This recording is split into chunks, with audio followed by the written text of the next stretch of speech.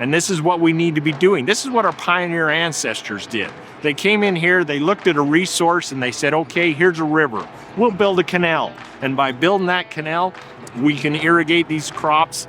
And then by irrigating these crops, we'll provide food for ourselves, and for not only ourselves, but our families and other families to come up here, and we can start to civilize and grow this area and their economy. You're seeing the exact same thing happen here today.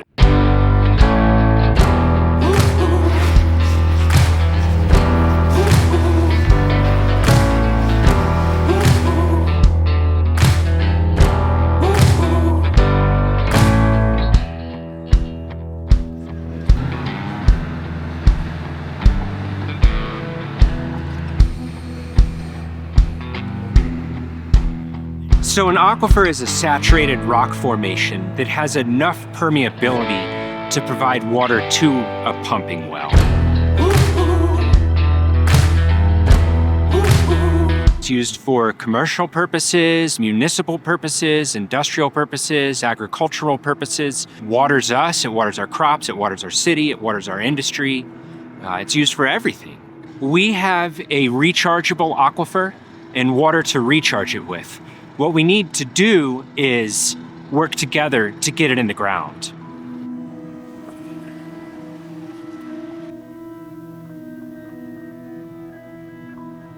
District has a boundary around it, and everyone inside that boundary has a water right, unless they've asked to not have one.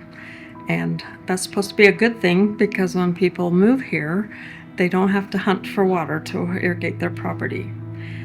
It's also a bad thing if they don't know about it because we are a government entity and we are a taxing agency, and so we it's like a property tax. You're taxed a water assessment for each of your water rights that go to your property, and so if you're not aware of that and you're getting a tax every year, that's not a good thing. But it is a good thing if you don't have to hunt for water and you want to irrigate your property.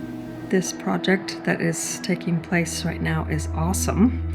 It's huge and it's breathtaking when you look at it. Almost makes me feel like it's so big that you just can't describe what's going on here, but it's so great that they're trying to save the aquifer and the farmers that need the water, and there's a lot of that effort going on with more than just Progressive Irrigation District, but this one is just really been planned out well, I think, and everybody's been working together so well, and I hope that it does what they want it to do.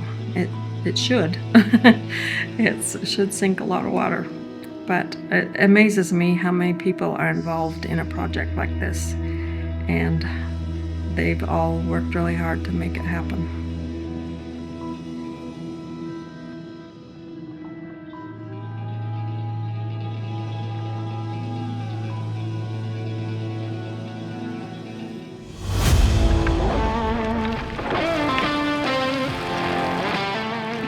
All of the numbers and all of the research that we should be able to put about 250 acre feet of clean water into the aquifer every day. That's a lot of water. That's going to help with the aquifer. We're hopeful that it does it. We think it'll do it. It may even do some more than that. So we're excited to get the first water turned in and do some tests and just see exactly how many acre feet per day will go into this project. To put the acre foot into perspective, that's water 1 foot deep on a piece of land that's a little bit smaller than a half a mile by a mile. The canals are already here and they have been established, but the work's not done. This is the new work. This is the new future for what Idaho needs to be doing in East Idaho, especially in East Idaho, because this is the top end of the aquifer. And so we need these recharge projects all above American Falls, up anywhere we can put them, anywhere we can find an opportunity.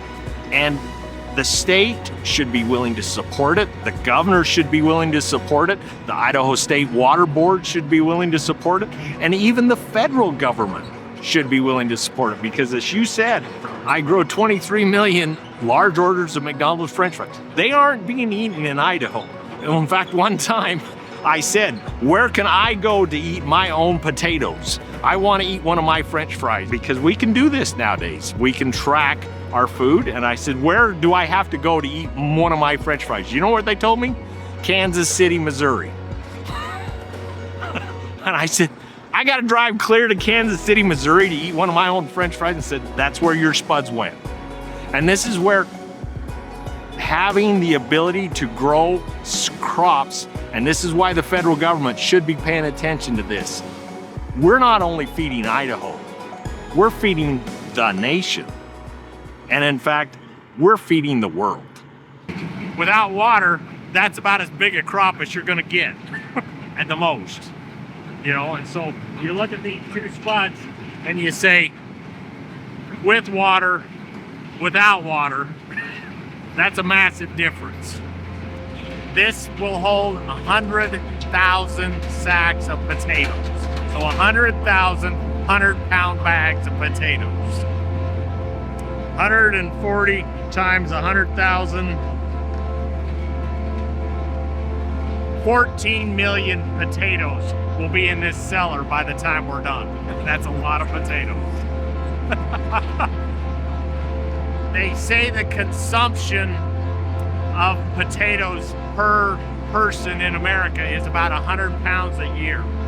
And so the other thing that you got to look at is this potato alone would supply 100,000 people with 100 pounds of potatoes for a whole year.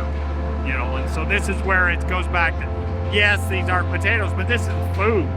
You know, this is what we're doing. We're growing food. We've got to help Mother Nature restore this aquifer. It's exciting to be involved in something that not only helps today's world, helps the irrigator, helps the people, it helps future generations. So it's exciting for me to be involved in something that's going to go generations. We're all in this together. You know, we can get it done. We just have to have vision and work together. As a person who lives up here, I appreciate the investment by the Water Resource Board and the willingness of Progressive Irrigation to undertake a project like this. It means a lot to our communities.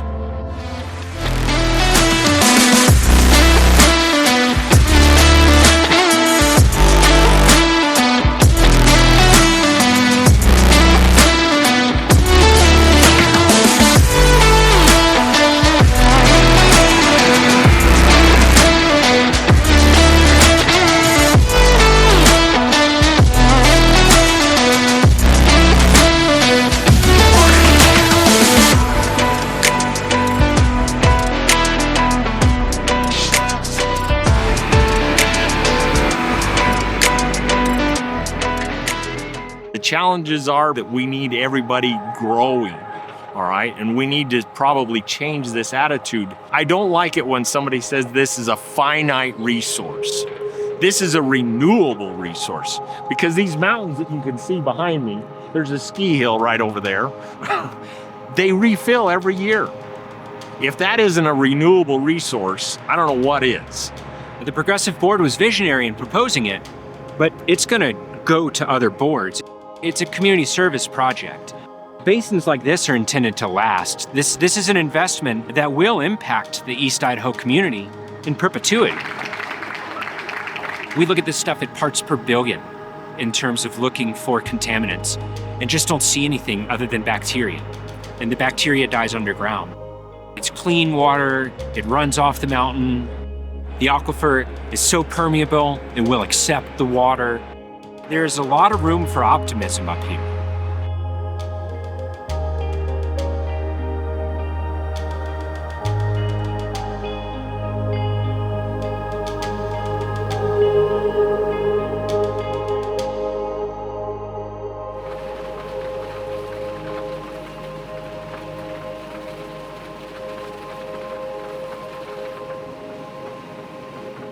From the rivers in our landscapes to the oceans and lakes that cradle our world, water is the foundation of our existence.